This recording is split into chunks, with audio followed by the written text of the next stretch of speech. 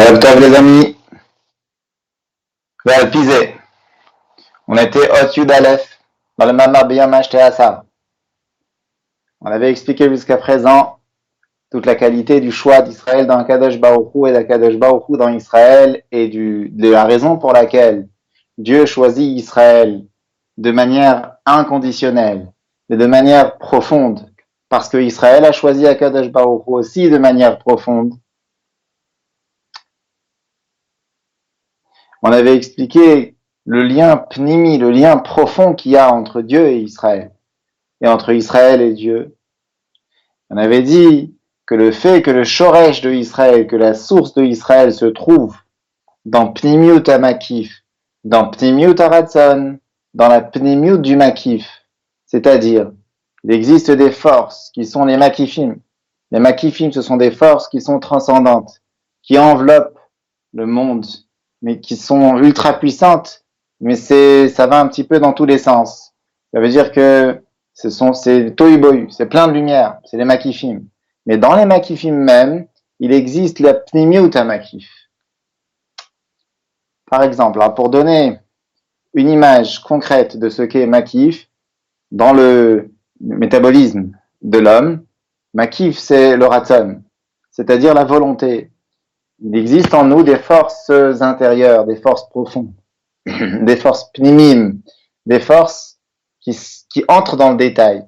Par exemple, la logique, la réflexion, le cerveau, la chokhma, la bina, ce sont des choses qui prêtent attention aux détails, à la logique des choses, au côté rationnel des choses. Mais il existe des choses qui dépassent la logique. C'est des choses qui proviennent du niveau de Ratzon. Ratzon, ça veut dire la volonté. La volonté d'un homme, elle est globale, elle est générale. Elle a un impact sur le corps entier en même temps. Quand je décide de claquer du doigt, Baruch Hashem, je claque du doigt. Parce que la volonté, elle a un impact immédiat sur le corps entier. Il n'y a pas plus de volonté ici que là. La volonté, elle est partout pareille. Et au contraire, moins l'esprit se mêle et plus la volonté peut travailler. C'est pour cela, d'ailleurs, on donne l'exemple en Chassidoute que on peut tremper le pied dans de l'eau bouillante plus facilement que la tête dans de l'eau bouillante. Pourquoi? Parce que la volonté, c'est quelque chose qui est makif, qui transcende.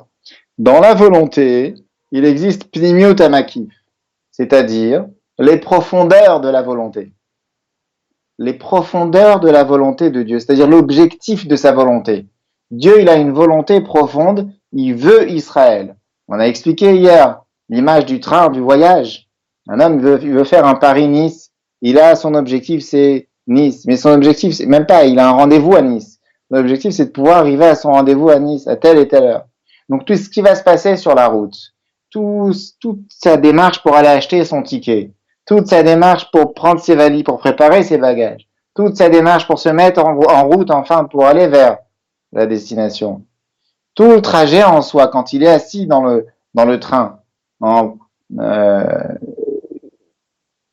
il va acheter une boisson dans le train pour pouvoir passer un chemin tranquille, un voyage tranquille, eh bien toutes ces choses qu'il est en train de faire en route ne sont que chitzoniut haratzon.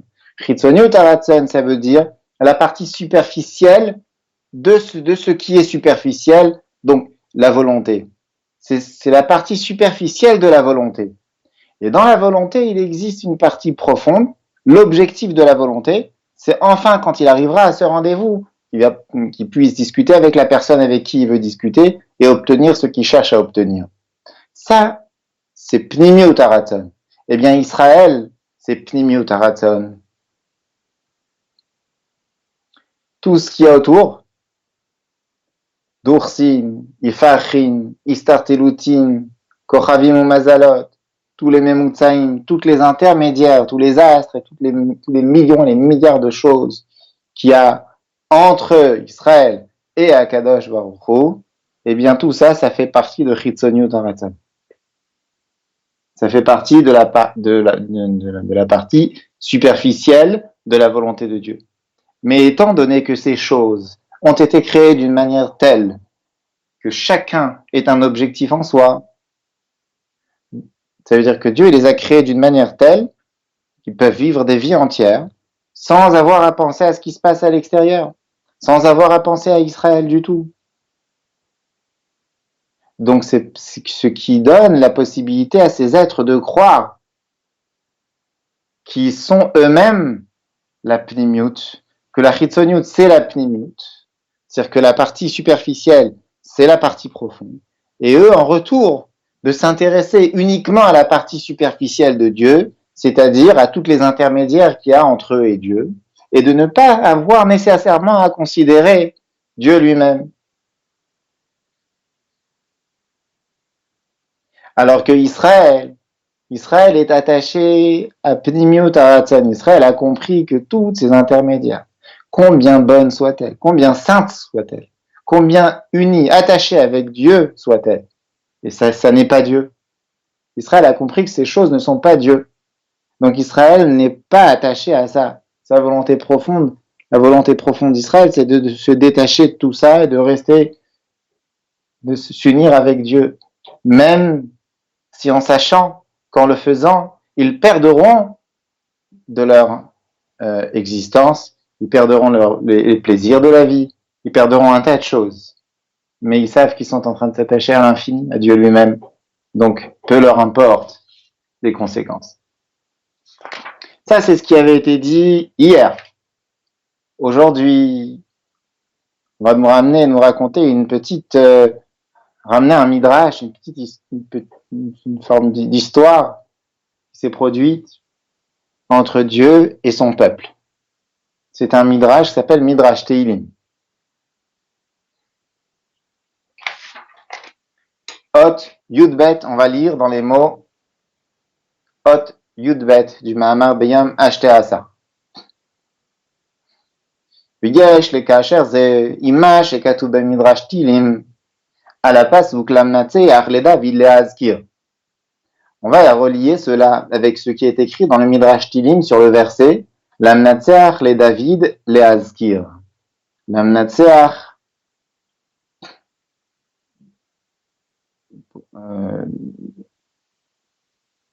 le David le Azkir. C'est un psaume qui est dit pour le roi David afin de mentionner quelque chose, de nous rappeler de quelque chose, de rappeler Dieu qui a quelque chose. On va l'expliquer. Mashal le Melech Shayalotzon. C'est l'image d'un roi qui avait un troupeau. Le roi se mit en colère contre ce troupeau. Giresh et Atzon. Il a renvoyé le troupeau. Veitiret à dire. Il a ouvert l'enclos dans lequel se trouvait le troupeau. Veiviret à Roé. Et il a renvoyé le berger. Donc c'est l'image d'un roi qui avait du bétail. Il s'est mis en colère contre son bétail. Il les a renvoyés. Il a ouvert l'enclos. Et il a également renvoyé le berger. Acharzman, le temps passe. Kanas et Atson, il fait rappeler le troupeau. Bana et Adir, il reconstruit l'enclos. Velaro Eloïskir.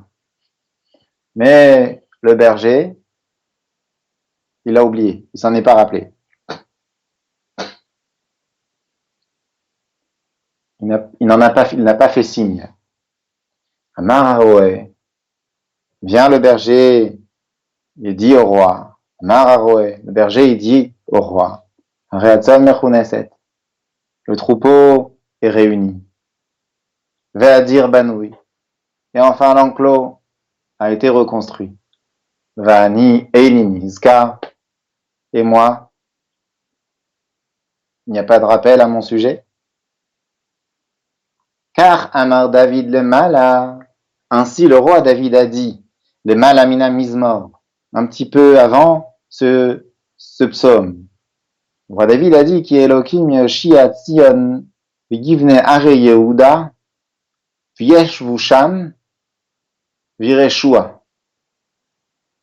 qui est Elohim Yoshiat Tzion, car Dieu va libérer Tzion, Yerushalayim. Yivne va reconstruire, Dieu va sauver Tzion. Yivne Hare Yehuda, il va reconstruire les villes de Yehuda. Réadir Banouy, voilà que l'enclos est reconstruit. Yeshvu Sham Vireshua, ensuite le peuple ira s'installer là-bas et hériter les terres. Zera Vadavin Chaloua, la descendance de ses serviteurs l'hériteront. Veoa Veshmo, ceux qui aiment son nom, Ishkenuba, y résideront. Reatzon Mechuneset, donc le troupeau est également réuni. L'enclos est construit, le troupeau est réuni. Va'ani, et moi le roi David, et Niniska. On ne mentionne pas mon nom. L'écart, pour cela, l'amnatseach le David le Hazkir. Pour cela, il est écrit, l'amnatseach le David le Hazkir. Le roi David demande une petite mention, un petit rappel. Ça, c'est un midrash. On n'a jamais entendu, qu'on n'entendra jamais. Enfin, peut-être, je sais pas, peut-être vous. Mais c'est un midrash très rare, midrash Tilim. Et le rabbi récupère ce midrash et il met la lumière dessus. Et il nous dit la chose suivante. Le fait qu'il ait réuni le bétail, après s'être mis en colère contre ce bétail,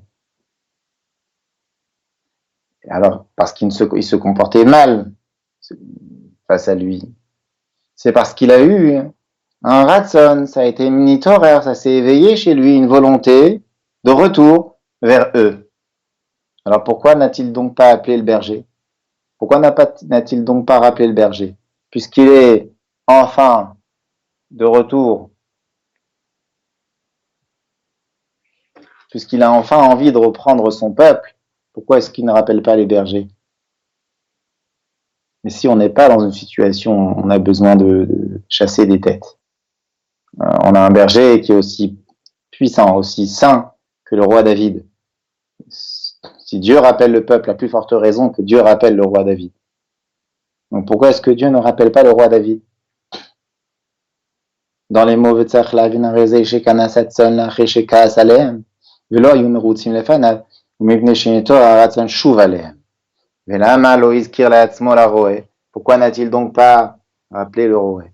Tzarbak Hashem miuchedet et il a besoin d'une demande spécifique dans ce sens. Lui demander s'il te plaît, rappelle-toi qu'il y a un berger. L'explication est la suivante. Va'inyanu Ratzon ou Makif.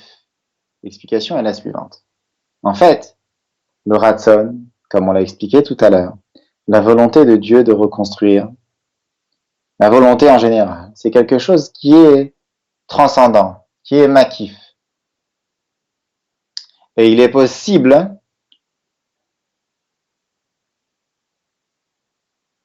que le Ratzon, que cette volonté, ce soit une volonté chitzonite, une volonté superficielle, puisque c'est une volonté. La volonté, ça appartient au domaine des choses superficielles, chitzoni. Donc il est probable que cette volonté reste superficielle. Or, roé, quand on parle de berger, berger c'est quelque chose de plus profond. Et tant qu'il n'y a pas une influence profonde de berger, donc l'essentiel est manquant. Parce que pouvoir envoyer des forces transcendantes, des forces makifim, ça c'est quelque chose qui provient de la partie superficielle du makif de Dieu. La source des choses profondes se trouve dans la profondeur des makifim, comme on l'a dit tout à l'heure. On va l'expliquer. Bien que quand le peuple est là, Dieu donne à manger à tout le monde. Dieu s'occupe d'eux. Mais il manque quand même le berger. Alors c'est quoi qu'il manque le berger? Dans les mots,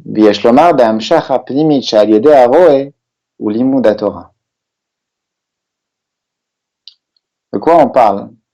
De quoi on est en train de parler ici? C'est un midrash qui nous raconte une très belle histoire. C'est l'histoire d'un roi qui avait des animaux, il a envoyé les animaux, il a détruit, il a ouvert l'enclos. Un jour, il décide de reconstruire l'enclos, de rappeler les animaux, mais il ne fait pas appel au berger. Ça veut dire que quand on est au niveau de, un jour il décide, un jour il veut, quand on est au niveau de la volonté de Dieu, la pnéumiote est manquante. Il n'y a pas la pnéumiote. Quand on est au niveau de la volonté c'est général. Mais on a un problème.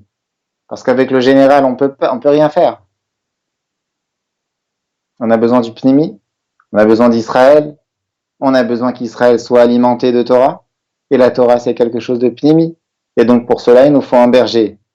Et le berger, il va permettre de prendre les choses qui sont superficielles et les faire entrer dans un récipient, les canaliser, les faire entrer dans un récipient, d'une certaine manière, pour permettre à Israël de pouvoir profiter de la profonde volonté d'Akadosh Baruch Hu, de la pnimiut haratzon d'Akadosh Baruch Hu.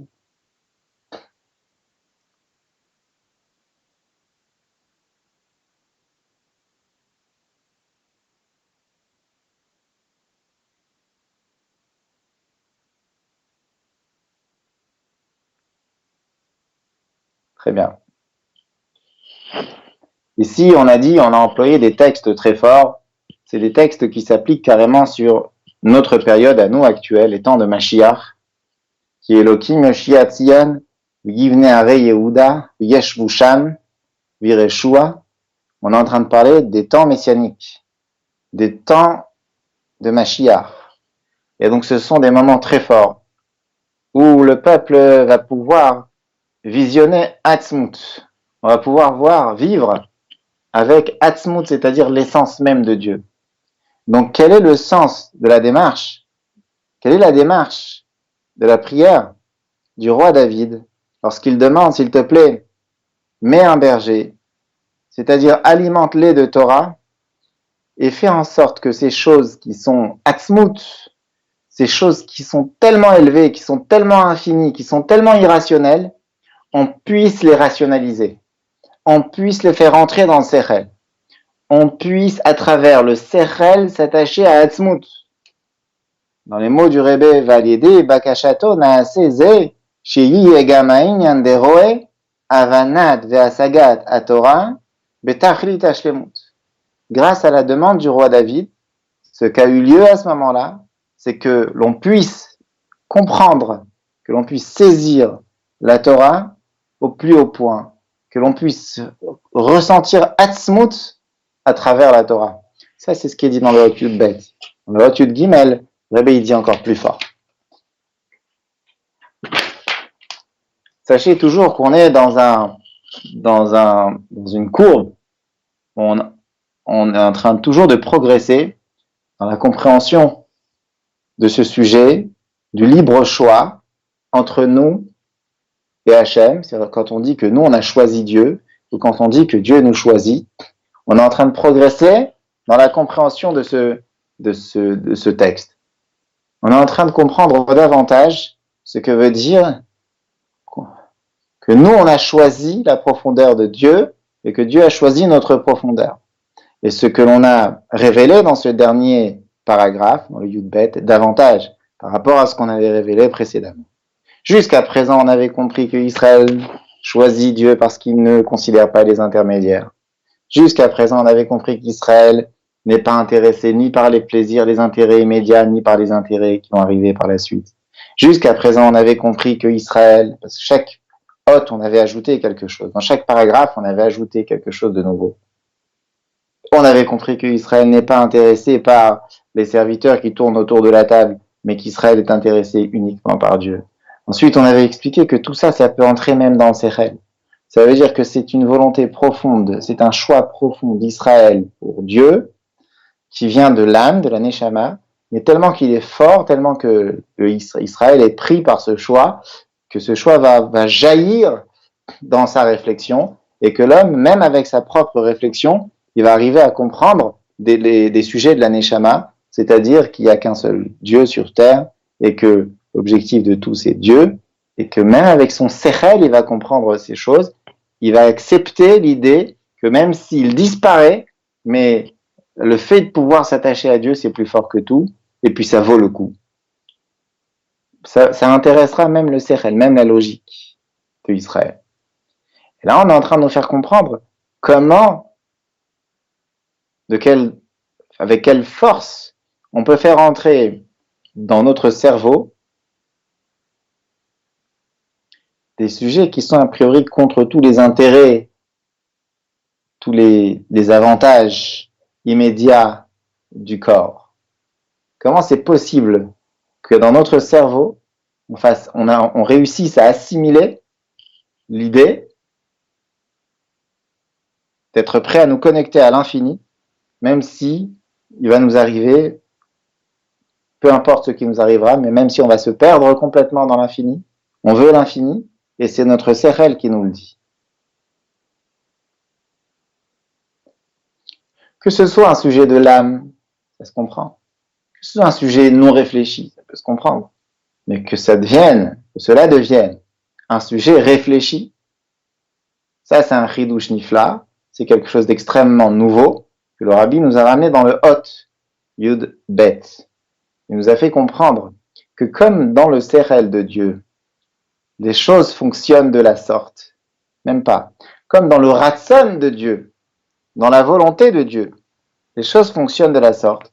C'est-à-dire que dans son ratson, il a la pnimiut ratson qui est concentrée uniquement sur nous, et qu'il va y avoir un effet de réciprocité, qui fera en sorte que Israël également, dans son ratson, il va avoir un seul but, un seul objectif, c'est Dieu lui-même, Atzmut, avec son sechel.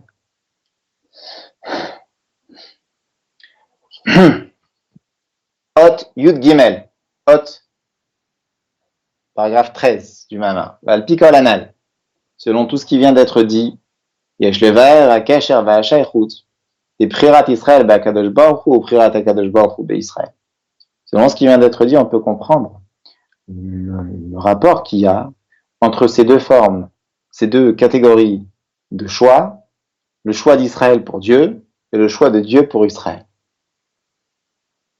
מבחינת הקדוש ברוך הוא בישראל יש לו להמסכול אשר צונו הפנימי הקדוש ברוך הוא בישראל ולא שהם אמצעי לעניין האחר הוא השורש והנתינת כוח מבחירת ישראל בקדוש ברוך הוא כנ"ל.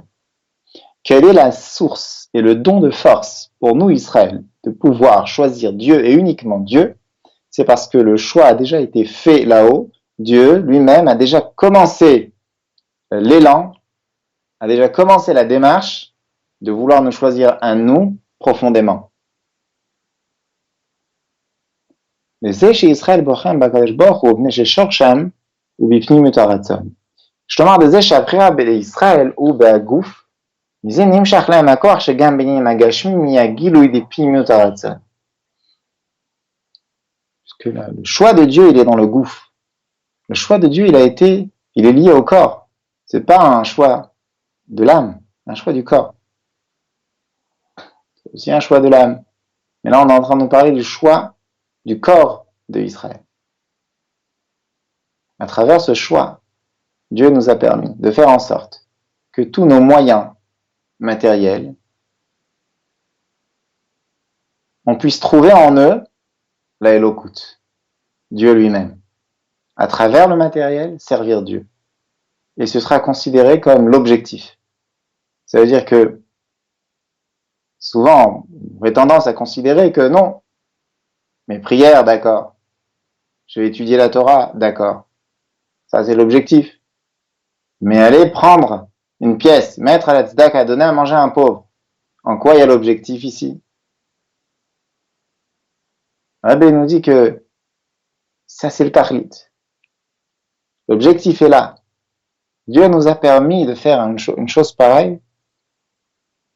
Dieu nous a permis qu'on puisse, à travers des choses matérielles, se connecter à lui. C'est un cadeau extraordinaire, c'est un cadeau spécial que Dieu nous a offert au moment où il a choisi le corps, le gouffre de Israël.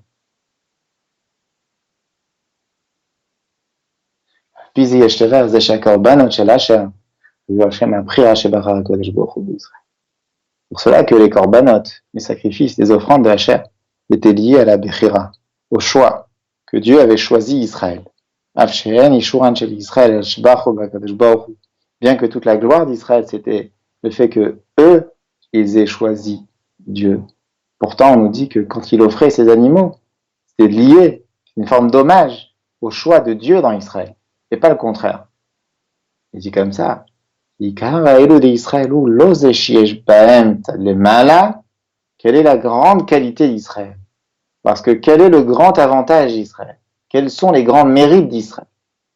Pas les forces qu'ils ont reçues des cieux, mais au contraire, ce sont leurs œuvres de leur propre initiative, leurs propres efforts qui sont mis en avant et qui plaisent énormément à Dieu et qui constituent la gloire et l'éloge d'Israël. Oui, car ça c'est le principal plaisir procuré à Dieu. Et la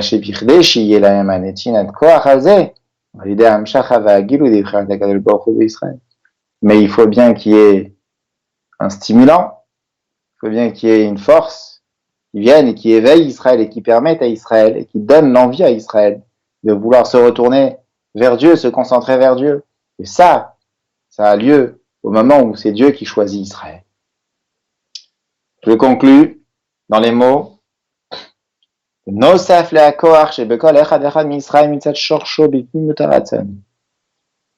que, mis à part la force qu'il y a en chacun d'Israël, de par sa source, il n'est allé à korbanot de Hacher, avec les offrandes de Hacher. Cette force-là peut être attractée, peut descendre de manière plus révélée. Par le fait que l'Admor Azaken ait dit, je ne veux rien, je ne veux pas ni ton Gan Eden, ni ton Lamaba, etc. Et par le fait que, par la suite des choses, le Tzemar Tzedek a diffusé cela, ça a donné la force à chacun d'Israël, en particulier ceux qui suivent la voie du Admor Azaken. Bien que on pourrait avoir un tas de volontés, un tas de Retzonot, jusqu'à des Retzonot, ceux qui pourraient appartenir au Nefesh Abehamit, à l'âme animale, dont tous les Retzonot, ça nous permettrait que tous ces Retzonot, que toutes ces volontés soient sans cœur.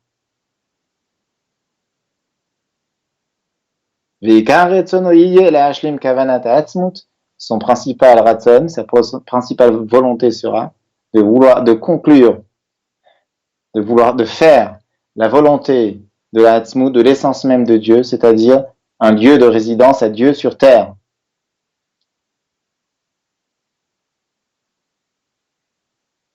Et même sa volonté dans les choses matérielles sera uniquement pour prendre ces choses matérielles et les mettre à l'usage, au service de la Elokut de Dieu. Comme dit l'Admor Azaken, quand Dieu donne au Bnei Israël de la matérialité, eh bien Israël prenne cette matérialité, cette matière, et ils en font de la spiritualité. Et là on comprend que quand Dieu donne la force à Israël, quand Dieu donne un ribouy gashmiut, beaucoup de matériel, eh bien Israël en fera beaucoup de spirituel. Ribouy bekamut en qualité, et en quantité, et en qualité, jusqu'à tachlit hashlemut, jusqu'à ce que l'on va s'unir avec Akadosh Baruch Hu, Israël et la Torah. Tout ça sera une seule chose. Le Tor Simcha vetu levav, bimé a chanalizman reutenu, se préparera pendant cette période de préparation à la fête de la liberté, la fête de Pessah. Et ça nous emmènera à la véritable rédemption, la véritable liberté concrète. Geoula mitid vashlema, la rédemption enfin réelle et parfaite. Al-Yedei Mashiach Tzidkeinu Bekarov Mamash. Avec Mashiach, très bientôt.